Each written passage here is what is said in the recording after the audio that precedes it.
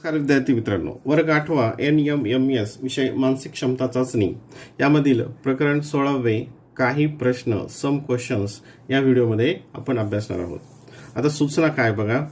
उस्मानाबादहून सोलापूरच्या जाणाऱ्या बसमध्ये काही प्रवासी बसमध्ये बसले. त्यापैकी तुळजापूरला निम्मे प्रवासी उतरले व बसमध्ये 22 प्रवासी चढले. पुन्हा माळुंबरा गावी बसमधून निम्मे प्रवासी उतरले व 4 प्रवासी बसमध्ये चढले. सोलापूरला सुरुवातीच्या प्रवाशांच्या निम्मे प्रवासी उतरले व बस रिकामी झाली तर या माहितीच्या आधारे इथं आपल्याला हे 4 प्रश्न विचारलेले आहेत. ते काय आहेत? सुरुवातीला बसमध्ये किती प्रवासी बसले होते, म्हणजे उस्मानाबादहून किती होते. माळुंबरा गावी उतरण्यापूर्वी बस किती प्रवासी होते. माळुंबरा उतरता म्हणजे कुठून ते तुळजापूरचे आपल्याला काढावं लागेल. तर पहिल्यांदा आपण कोणत्या स्थानावरून किती प्रवासी उतरले, किती प्रवासी आहेत ते आपण प्रत्यक्ष बघूयात. आता पहिल्यांदा उस्मानाबादहून बस निघाली. समजा उस्मानाबाद या शहरामध्ये जेव्हा बस निघाली त्यावेळेस त्यामध्ये X प्रवासी होते असं आपण मानू. ठीक आहे. आता नंतर पुढे काय झालं, त्यापैकी तुळजापूरला निम्मे उतरले. म्हणजे आता निम्मे उतरले म्हणजे तुळजापूरला किती बस राहिली बसमध्ये, याच्या निम्मे म्हणजे काय, याला 2 ने भागणार आपण, X/2. ठीक आहे. आणि 22 प्रवासी परत चढले. आता बघा, हे तुळजापूर, जेव्हा तुळजापूरहून बस निघेल त्यावेळेस त्या बसमध्ये किती प्रवासी असतील, तर सुरुवातीला याच्यात ते निम्मे गेले म्हणजे खाली किती राहिले, X/2 आणि प्लस 22 आणि 22 चढले. जेव्हा तुळजापूरहून बस निघेल त्यावेळेस त्या बसमध्ये किती प्रवासी असतील, तर X/2 + 22 याप्रमाणे असतील. पुन्हा माळुंबरा गावी बसमधून निम्मे प्रवासी उतरले. आता हे माळुंबरा, आता हे थोडंसं काळजीपूर्वक बघा. माळुंबरामध्ये काय झालं, तुळजापूरहून जेवढे निघाले होते त्याच्या निम्मे उतरले. म्हणजे याचं काय करावं लागेल, पण हाफ करावं लागेल आपल्याला. आणि याचं हाफ करायचं म्हणजे याला 2 ने भागायचं. 2 ने भागायचं म्हणजेच काय असतं, त्याला 1/2 ने गुणायचं, त्याचं रेसिप्रोकलनी गुणायचं, गुणाकार व्यस्तनी तुम्ही अभ्यासलेलं आहे. म्हणजेच काय येईल मग, आता बघा, हे X/2 + 22 हे कुठले आहे, तुळजापूरवरून. त्याच्यातून काय झालं, निम्मे प्रवासी, माळुंबरामधून निम्मे प्रवासी उतरले. म्हणजे इथं किती प्रवासी राहिले, आता याला अर्धा केला आणि 4 प्रवासी बसमध्ये चढले. आणि परत काय झालं मग, याच्यामध्ये आणखीन +4 प्रवासी आले, परत 4 प्रवासी बसमध्ये चढले. आता जेव्हा माळुंबराहून बस निघेल तेव्हा बसमध्ये इतके प्रवासी असतील. ठीक आहे. पुढे सोलापूरला सुरुवातीच्या प्रवाशांच्या निम्मे प्रवासी उतरले. आणि जेव्हा सोलापूरला बस पोहोचली तेव्हा किती उतरले बसमधून, तर याच्या निम्मे X/2. आता माळुंबरावर बसलेले प्रवासी, या ठिकाणून बसलेले प्रवासी म्हणजेच काय, सोलापूरला उतरलेले प्रवासी, म्हणजेच सोलापूर या ठिकाणी उतरलेले प्रवासी. म्हणजे हे आणि हे काय असेल, हे इक्वल असेल. आता आपण इथं काय करूया, त्याचे कॅल्क्युलेशन्स करूयात. बघा, आता ह्या 1/2 ने याला पण गुणावं लागेल आणि याला पण गुणावं लागेल. ठीक आहे. याने आणि याला गुणलं मग किती येईल ते. आता बघा, हे सोलापूरचे किती प्रवासी आहे ते इक्वेशन एक फॉर्म होतं, तिथं आपण एकाच स्टेपमध्ये सोडवण्याचा प्रयत्न करूयात. हे सोलापूरचे X/2 = किती, हाच आहे. तर याला आपण इथं काही कॅन्सल करूयात आणि नंतर ही टर्म इथं घेऊयात. हे 2 याला मल्टिप्लाय केलं किती येईल, हे मग X याचा गुणाकार होईल अंशाचा आणि छेदाचा. इथं काय येईल, इथे X/2 2 × 2 4 X/4 प्लस याचा आणि याचा गुणाकार केला तर काय होईल, या ठिकाणी हे 2 × 1 = 2 2 × 1 = 2, हे इथे किती येईल, ते 11 येईल. 11 आणि +4 काय येईल, ते +4. ठीक आहे. आता इथे अगोदर आपल्याला ही ॲडिशन करावं लागेल आणि त्याच्यामध्ये हे मग 4 ॲड करावे लागतील. आता हे X/2 इथं जसं याला फक्त या साईडचं मी इथं सॉल्व्ह करतो. अगोदर हे इक्वेशन सॉल्व्ह केल्यानंतर हे आपल्याला प्रश्न सोडवणं सहज सोपं जाईल. नंतर क्रॉस मल्टिप्लिकेशन, हे तुम्हाला माहिती आहे, X गुणिले हे आणि 4 × 11 44/4 हे झालं याचं उत्तर. आणि +4 ही त्याच्यामध्ये. आता याचं डिनॉमिनेटर काय आहे, 1. आता परत हे करूयात. आता याचा क्रॉस मल्टिप्लिकेशन येईल परत हे ॲडिशन करण्यासाठी. X + 44 + 4 × 4 काय येईल, 16/4. म्हणजे किती आलं ते बघा. आता इथे x/2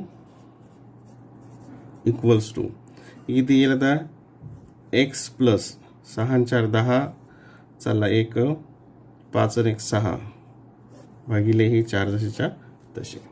आता इथे आता इथं वेगवेगळ्या पद्धतीने सोडतो. हे आता ही कॅन्सल करायचं.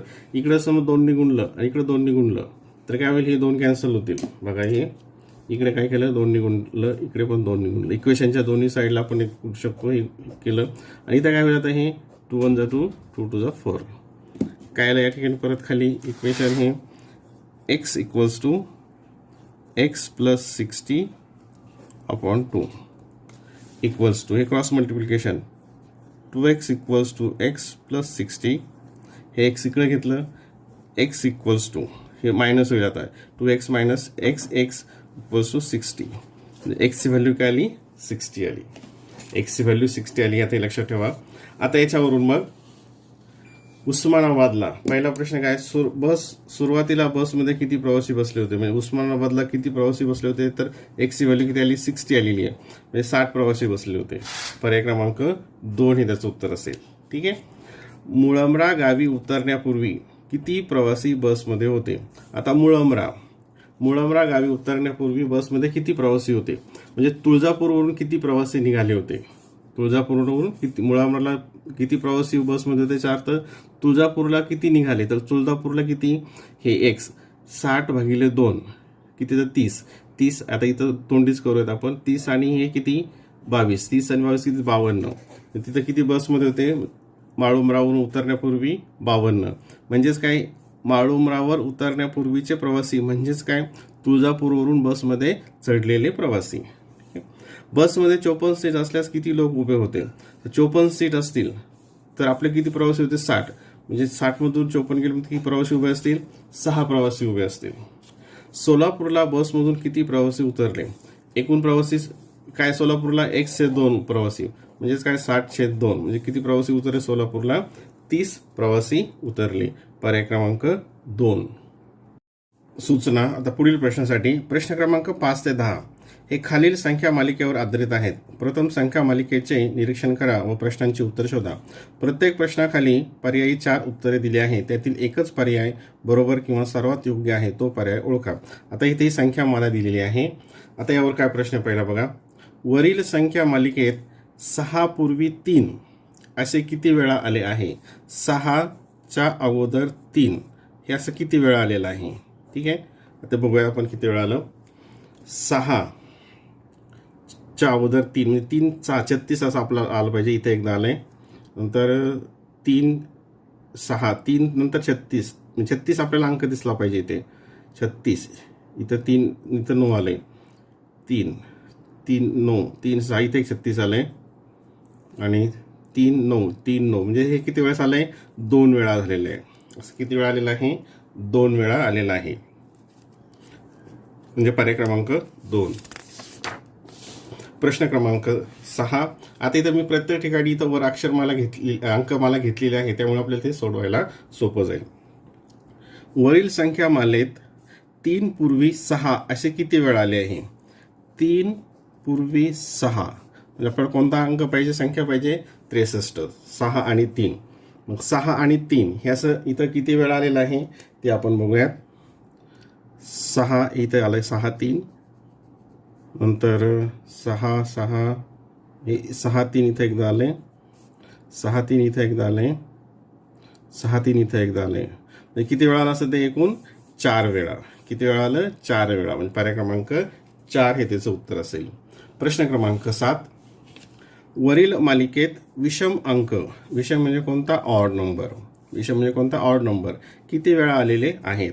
आता ऑड नंबर म्हणजे कोणता आता इथं बघा. आता हे किती वेळा आले ते बघूयात. आता इथं मी डॉट करतो खाली ज्या ज्या ठिकाणी आपल्याला ऑड दिसेल.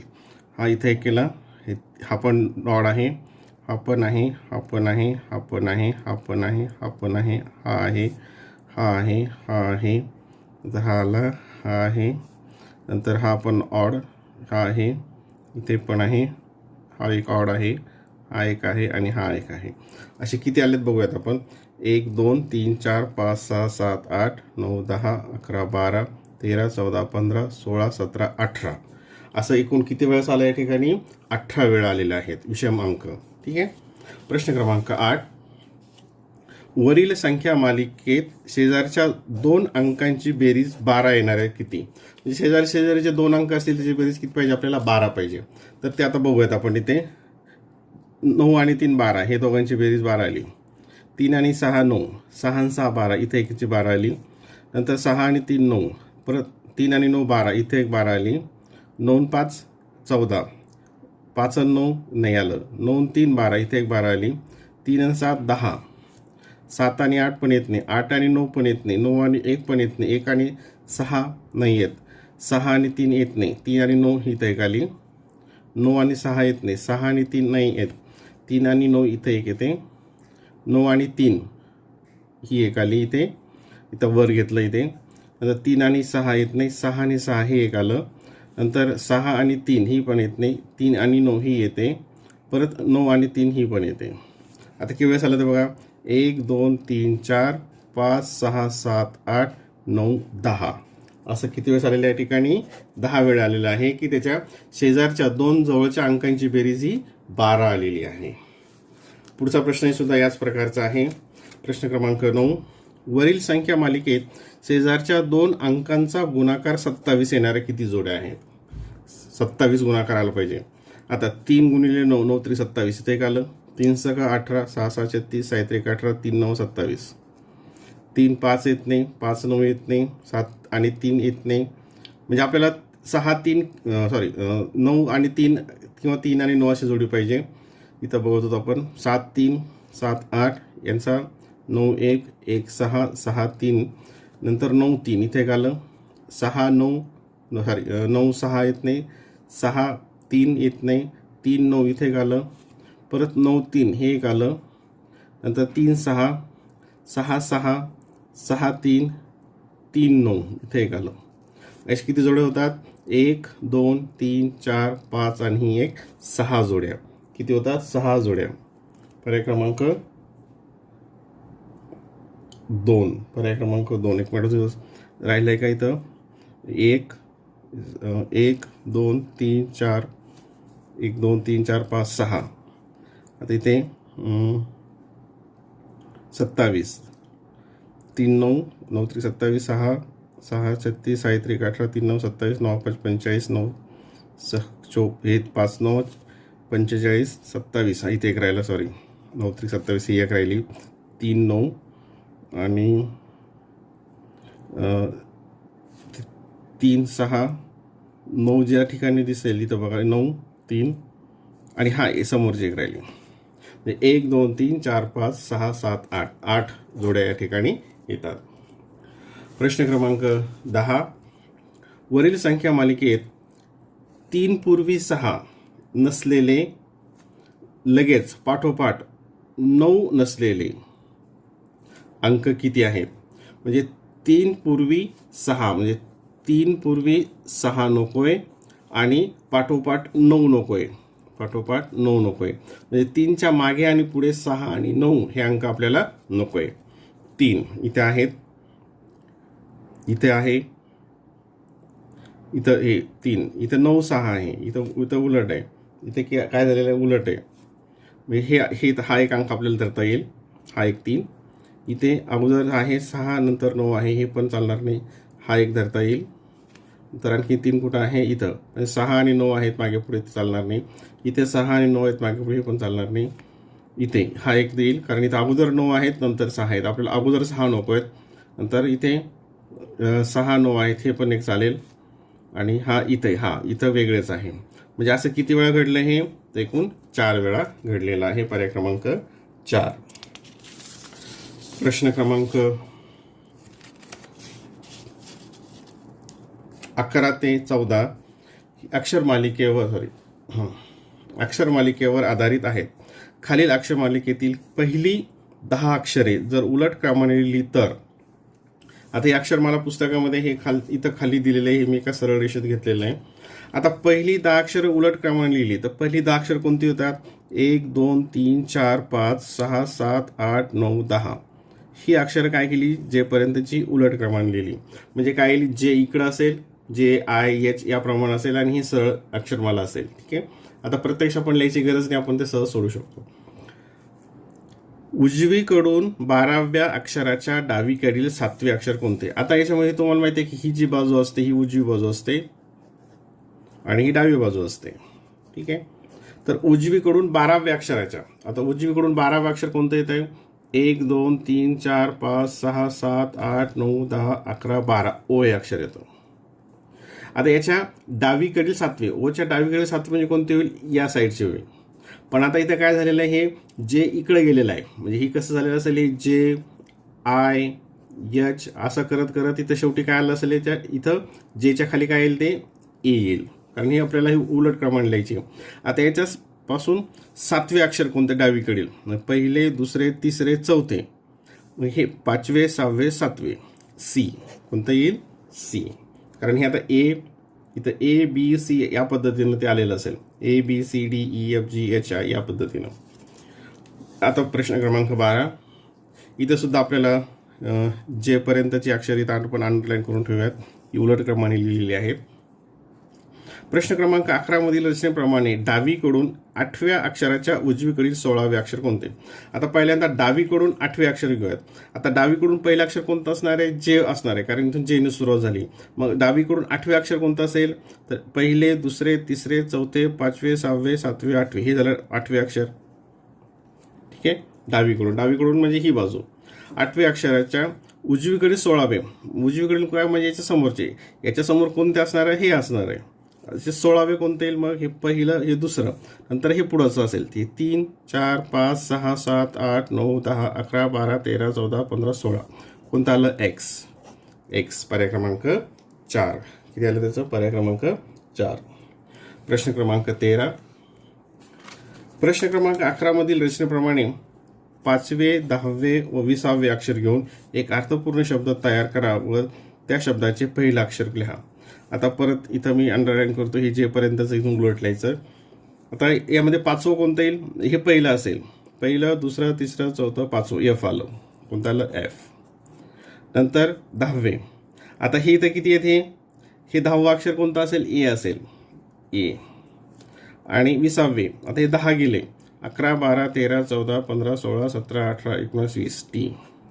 कोणता पूर्ण शब्द झाला, अर्थपूर्ण शब्द, फॅट. आणि याचे पहिलं अक्षर कोणते आलं, मग एफ. पर्याय क्रमांक 3. पर्याय क्रमांक 3. प्रश्न क्रमांक 14,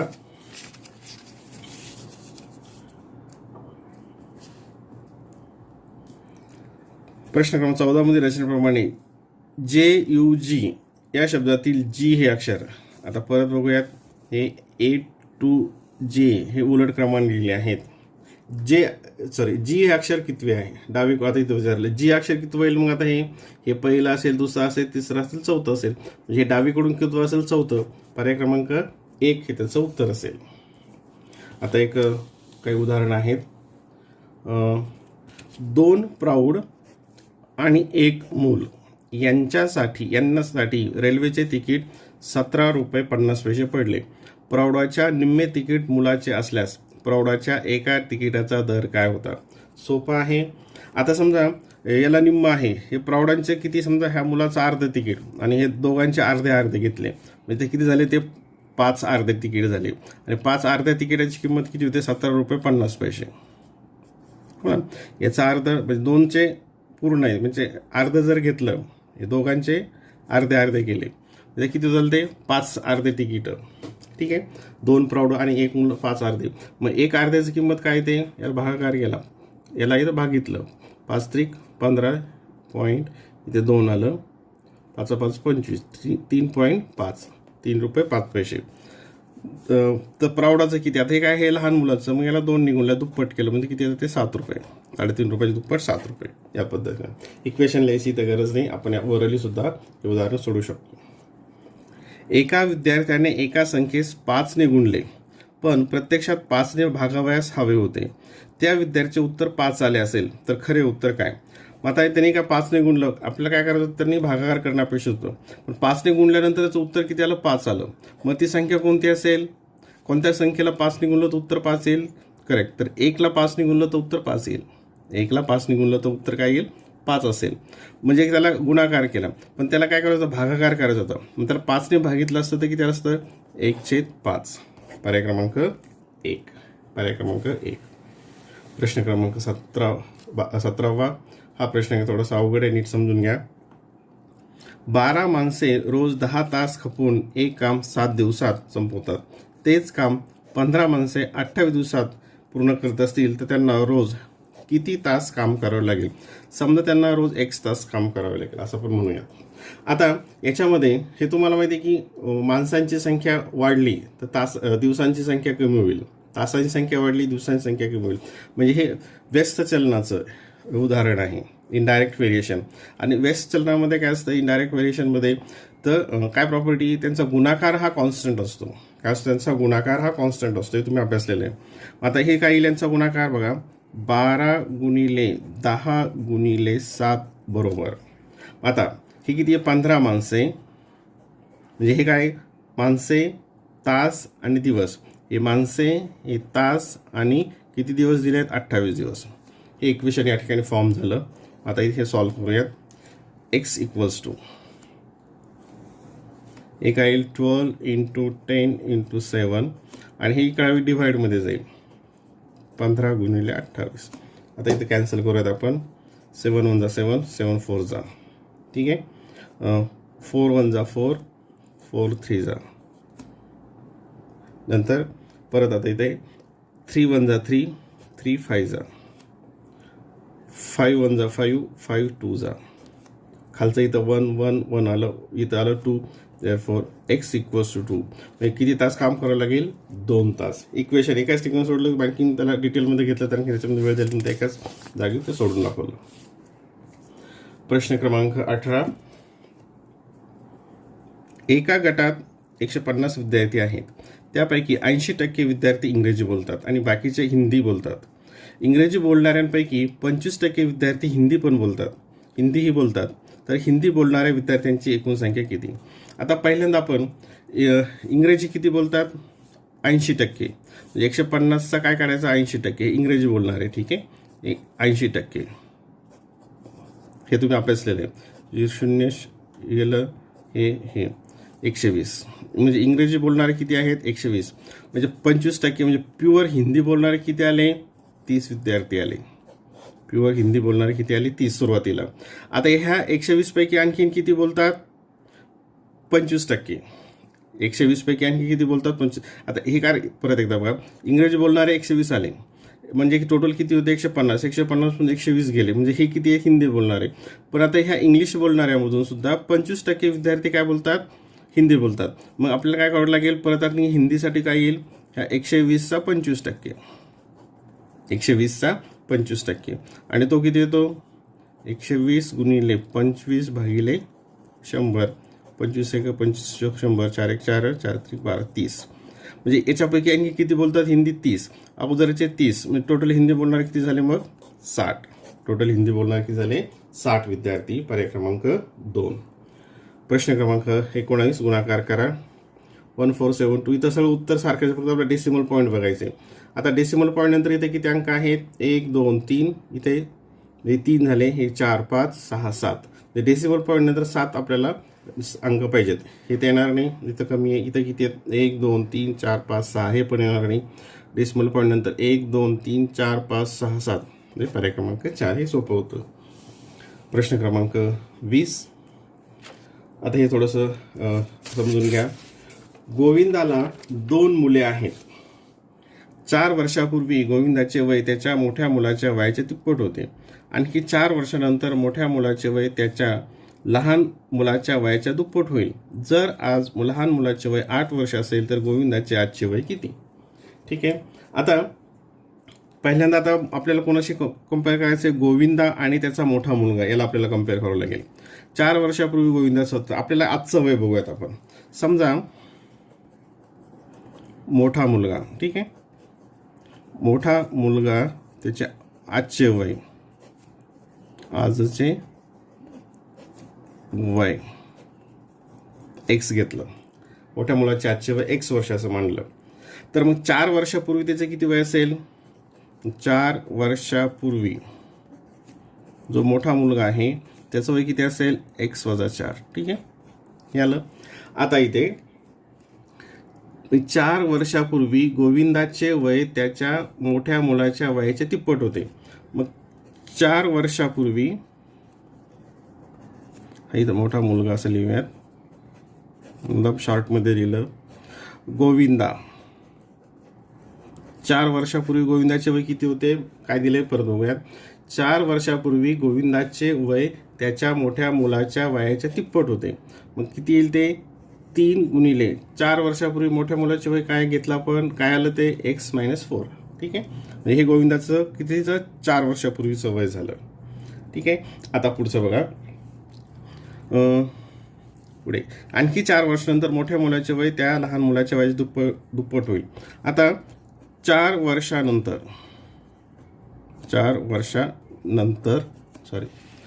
हां 4 वर्षानंतर मोठा मुलगा त्याचं वय काय असेल x+4. कारण त्याचं आजचं वय किती आहे x आहे. 4 वर्षानंतर किती होईल ते x+4 ते 4 होईल. आणि मग जो लहान मुलगा आहे, आता बघा जर आता हे जे लहान मुलाचं वय हे जर आज लहान मुलाचं वय 8 वर्ष आहे. आता बघा लहान मुलगा जो आहे त्याचे आजचे वय किती आहे 8 वर्ष. ठीक आहे, आणि 4 वर्षानंतर लहान मुलाचे किती वय होईल +4. तर +4 केलं म्हणजे किती होईल 12 वर्ष. आणि काय कंपॅरिझन आणखी 4 वर्षानंतर मोठ्या मुलाचे वय त्याच्या लहान मुलाच्या वयाच्या दुप्पट होईल. म्हणजे याचं किती वय असेल, याचं दुप्पट असेल. म्हणजे किती असेल ते, याचं बघा 12×2 = 24 असेल. मग किती येईल ते बरोबर x+4 = 24. हे 24 कसं आलं, कारण आजचं हे जे 8 दिलेलं आहे आजचं हे लहान मुलाचं वय आहे. मग 4 वर्षानंतर लहान मुलगा 12 वर्षाचा होईल आणि मोठा मुलगा इतका वर्षाचा होईल. आणि याचं कंपॅरिझन मग काय सांगितलं तिथं कंडिशनमध्ये की हे त्याचं वय लहान मुलाच्या दुप्पट असेल. म्हणजे ते किती असेल 24. इक्वेशन सॉल्व्ह केलं x बरोबर हे 24 - 4 20 वर्ष. एक्सची व्हॅल्यू किती आली 20 वर्ष आली. आता इथं आपलं कोणाचं वय विचारलं आहे गोविंदाचं वय काढूया. तिथे हे गोविंदाचं वय जे निघणार आहे हे 4 वर्षापूर्वीचं निघणार आहे. हे 4 वर्षापूर्वीचं आपल्याला विचारलं आहे आजचं. अगोदर 4 वर्षाचं पूर्वीचं काढूया गोविंदाचं वय 3. एक्सची व्हॅल्यू काय आली 20. 20 - 4 बरोबर 3 गुणिले 20 - 4 16. 16×3 = 48. हे काय आलं 4 वर्षापूर्वीचं. मग आजचं काय येईल, मग 48 मध्ये 4 मिळवले 52 वर्ष. 52 वर्ष. पर्याय क्रमांक 2 हे त्याचं उत्तर असेल.